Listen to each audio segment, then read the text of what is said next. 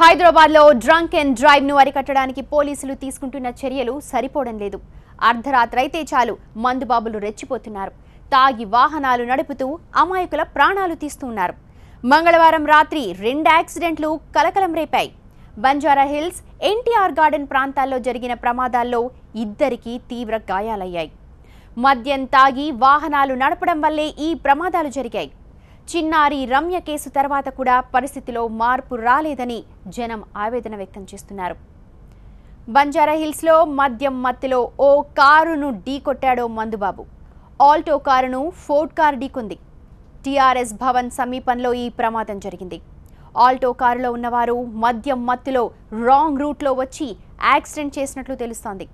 ప్రమాదానికి గురైన car number AP13K3625. కారులో ఇద్దరు మహిళలు, ఓ యువకుడు మద్యం తాగి ఉన్నారు.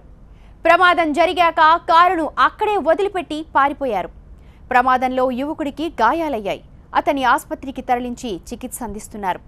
ఘటనపై పోలీసులు కేసు నమోదు చేసుకుని దర్యాప్తు చేస్తున్నారు.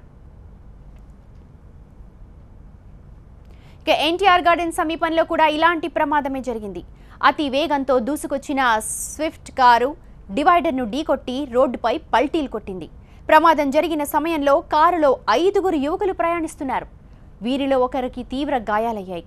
అతని ఆసుపత్రికి తరలించి చికిత్స అందిస్తున్నారు. మిగిలిన వారు స్వల్పంగా గాయపడ్డారు. వారిని పోలీసులు అదుపులోకి తీసుకుని దర్యాప్తు చేస్తున్నారు.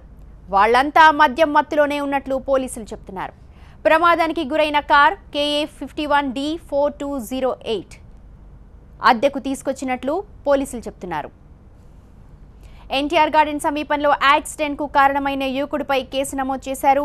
తాగటం, తూగటం, వాగటం, లైసెన్స్ లేకుండా వాహనాలు నడపడం, మైనర్ల నుంచి మేజర్ల వరకు ఇవే వీధి బాగోతాలు. తాగుబోతులు వాహనాలతో రోడ్లపైకొచ్చి రెచ్చిపోతున్నారు. అనేక ప్రమాదాలకు కారణమవుతూ ఉన్నారు.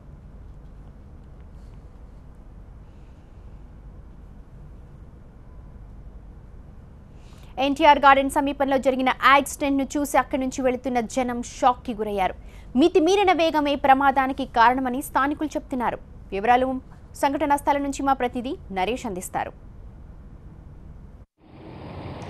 హైదరాబాద్ నగర రోడ్ల కార్ల బీభత్సం జనాలను బెంబేలెత్తుస్తుందనే చెప్పుకోవాలి. ఇటీవల కాలంలో వరుసగా కార్ల బీభత్సం చోటు చేసుకుంటుంది. ఎంతోమంది ప్రాణాలు పోతున్నాయని చెప్తున్నప్పటికీ కూడా తాగుబోతుల తీరులో మాత్రం ఎలాంటి మార్పు రావడం లేదని, తాగి ఇంట్లో పడుకోకుండా రోడ్డెక్కి ఎదుటివారి ప్రాణాల మీదకి తెస్తున్నారని చెప్పుకోవాలి. అయితే నిన్న రాత్రి కూడా సరిగ్గా 1 గంట సమయంలో ట్యాంక్ బండ్ రోడ్లో ఉన్నటువంటి ఎన్టీఆర్ మార్గ్ సమీపంకి వచ్చిన తర్వాత ఏదైతే మనం కారు విజువల్స్లో చూస్తున్నాం KA51D4208 అతివేగంగా ర్యాష్గా డ్రైవింగ్ చేసుకుంటూ వచ్చి డివైడర్ ఢీకొట్టి పల్టీ కొట్టింది. ఈ ఘటనలో ఒకరికి తీవ్ర గాయాలే. ప్రస్తుతం ఆసుపత్రిలో చికిత్స పొందుతున్నాడు. అయితే కారు ప్రమాదం జరిగిన సమయంలో 5 కాదు 4 ఉన్నట్లుగా పోలీసుల విచారణలో కూడా తెలియదు. వీరంతా కూడా మద్యం మత్తులో ఉన్నారు. అంటే ట్యాంక్ బండ్ దగ్గరే ఒక బర్త్డే పార్టీ, అంటే బయట కూడా కాదు, ట్యాంక్ బండ్లో పబ్లిక్ ప్లేస్లోనే ఒక కేక్ కట్ చేసి అక్కడే తాగి అనంతరం టువర్డ్స్ నెక్లెస్ రోడ్ వైపు వెళ్తుండగా ప్రమాదం జరిగినట్లుగా పోలీసులు విచారణలో తేటతెల్లమైంది. అయితే ప్రమాదం జరిగిన తర్వాత మాత్రం ఎవరైతే గాయపడ్డారో అతని స్థానికులు పోలీసులు వచ్చి ఆసుపత్రికి తీసుకెళ్లారు.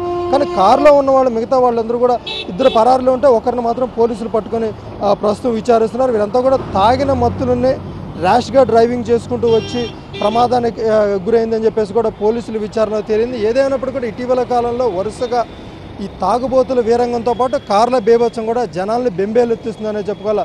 మంత్రి నారాయణ కుమారుడు నిషిత్ నారాయణ ప్రమాదం జరిగిన తర్వాత కూడా హైదరాబాద్ రోడ్లపై కార్ల స్పీడ్కి మాత్రం ఎక్కడా బ్రేక్ పడటం లేదని చెప్పుకోవాలి.